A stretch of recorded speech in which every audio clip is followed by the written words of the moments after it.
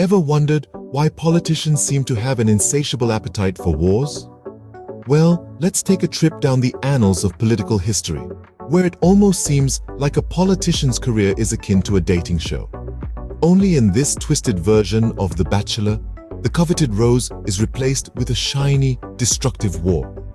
You see, politicians and wars have a love affair that could rival the most passionate telenovela. Picture this. Politicians are the star-crossed lovers yearning for the thrill of the chase, the exhilarating rush of power. And war, oh war, is their forbidden romance, the tantalizing fruit they can't help but reach for. This love story unfolds like clockwork. A politician steps onto the stage, basking in the limelight, their eyes twinkling with ambition. They dance around, wooing their audience with honeyed words of peace and prosperity. But, oh, the heart wants what it wants, and their heart, it seems, always beats for war. So they begin the courtship. They woo war with fiery speeches and stern warnings, their fingers itching over the launch button like a lover's hand over a bouquet of roses. They whisper sweet nothings into the ears of their citizens, promising that this war, this time, will bring glory and honor. The plot thickens, the tension builds, and just like any classic soap opera, there's always a twist. The twist? Well, it's us, the innocent bystanders. We're the ones left gawking as the lovers elope, leaving us to deal with the shattered pieces of peace. And so, the cycle continues. New politicians, same old love story.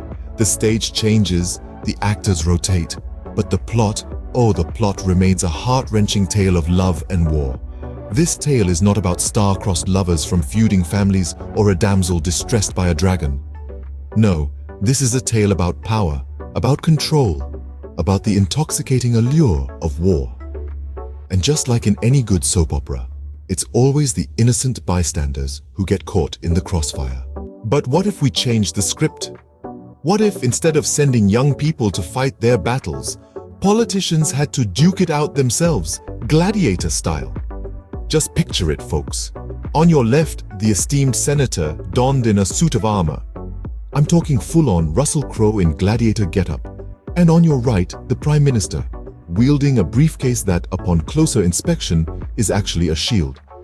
The crowd roars as they enter the arena, the sand crunching under their polished dress shoes. Now, instead of filibustering and bureaucratic red tape, there's a whole new level of political combat. Think less House of Cards and more Game of Thrones. There's no dodging these issues, not when they're flying at you in the form of a javelin. Imagine the debates no longer confined to eloquent speeches and clever sound bites. The stage becomes an arena, and the points are made with swords and shields, not words and wit. The filibuster, oh, that's replaced by a good old-fashioned wrestling match. And let's not forget about foreign policy. Things could get a little hands-on. I mean, who needs diplomatic immunity when you've got a mace? It's less about who has the bigger army and more about who's got the better right hook. Let's consider the State of the Union. Suddenly, it's not just a speech, it's a spectacle. The president standing in the center of the arena, surrounded by senators and representatives, all armed and ready for combat. The applause is replaced by the clanging of swords, the hushed whispers by battle cries. I mean, sure, it's a bit of a departure from the norm, but wouldn't it be something? No more wars fought by innocent citizens, no more tax dollars wasted on military expenses. Instead, we'd have politicians literally fighting for their policies, their constituents cheering them on from the sidelines. Imagine the thrill of watching your local representative wrestle with foreign policy, literally. And what role would the citizens play in this new world order? Well, they would be the spectators, of course. Imagine this. Citizens, no longer the sacrificial lambs at the altar of political power, but instead the all-powerful spectators. Like citizens of ancient Rome, lounging in the grandstands of the Colosseum, we would watch as our politicians, armed with their policies and promises, duke it out in the arena of political gladiatorship. Picture the scene: politicians, adorned not in tailored suits and power ties, but in gladiator gear. They would not wield swords and shields, but rather their policies and their promises, their pledges and their platitudes. Their battlefield not some far-off land, but an arena, visible to all, and the citizens. We would be there, in the stands, popcorn in hand, watching as our politicians fight for our honor, our approval, and our vote. They would battle not with bullets and bombs, but with words and wits. The irony of it all, how the tables would turn. No longer would we be the ones to bear the brunt of their decisions. No longer would we be the ones sent off to fight wars that we didn't start, for causes we don't necessarily believe in. No longer would we be the ones to pay the price for their power games. Instead, we would sit back, relax, and enjoy the show. We would be the ones to decide their fate, not with weapons, but with our voices and our votes. We would be the ones to determine who wins and who loses, who stays and who goes. The absurdity of it all is laughable, yet strangely appealing. In this new world order, we would no longer be the unwitting victims of political power plays. We would no longer be the collateral damage in their wars. No more would we be the pawns in their chess game.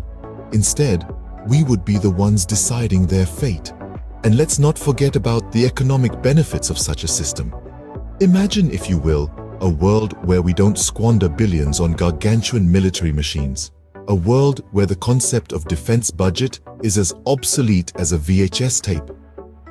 Instead, we'd have the gladiator budget, a tiny fraction of what we currently spend on our armies. This would cover, of course, the cost of swords, shields, and perhaps a tastefully designed lion or two. Now think about the revenue streams. Oh, the glorious revenue streams. We'd ditch the mundane taxation model, and instead, we'd have spectator tickets. Just picture it. Pay-per-view political duels. Politicians would be clamoring over each other for the prime time slots, not for debates, but for battles. And let's not neglect the merchandising opportunities. Action figures of your favorite politicians, complete with their signature weapons and battle cries. Get your limited edition, gold-plated Senator Smith broadsword here.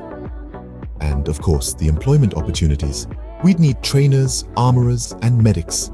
We'd need lion tamers, janitors, and hot dog vendors. Why? The unemployment rate would plummet faster than a politician's approval rating after a scandal. We could even take it a step further and introduce a fantasy league. Can you imagine the water cooler conversations? Did you see Senator Johnson's performance last night? A triple backflip with a spear thrust. I've got him in my fantasy team, 50 points right there. And the best part? No more innocent lives lost in needless wars. The only ones in harm's way would be the politicians themselves, the ones who make the decisions that lead to conflict. Now, there's a thought to chew on. So, let's tally it up. Reduced military expenditure, increased revenue, employment opportunities, and most importantly, no innocent casualties, all while providing a spectacle that would make the Super Bowl look like a schoolyard game of tag. Who knew that turning politics into a spectator sport could be such a profitable venture? So there you have it, a world where politicians fight wars, citizens are spectators, and war becomes a profitable venture. Absurd, isn't it? Imagine a reality where the folks in suits and ties, the ones who usually sit in their plush offices, sipping on expensive coffee, are the ones who'd have to lace up their boots and step into the arena. It's like swapping out your chess pieces for the players themselves. Sends a chill down your spine, doesn't it? In this ludicrous world, we've turned our politicians into gladiators and our citizens into spectators. The Colosseum is replaced with an arena of geopolitical disputes, and the roar of the crowd is replaced with the buzz of social media debates. The common folks, who would otherwise be on the front lines, now get to sit back with a bucket of popcorn, cheering on their leaders instead. It's almost like a Roman holiday, but with less togas and more hashtags. And the economics of it all? Well, that's a whole different ballgame. War becomes a spectator sport, a source of entertainment, a profitable venture. It's like turning a grim reaper into a cash cow. The more conflicts, the more revenue. It's capitalism meets gladiatorial combat, the perfect merger of blood and money. But let's not forget the main act, the politicians. They are no longer just making speeches or signing treaties. They are swinging swords and firing arrows.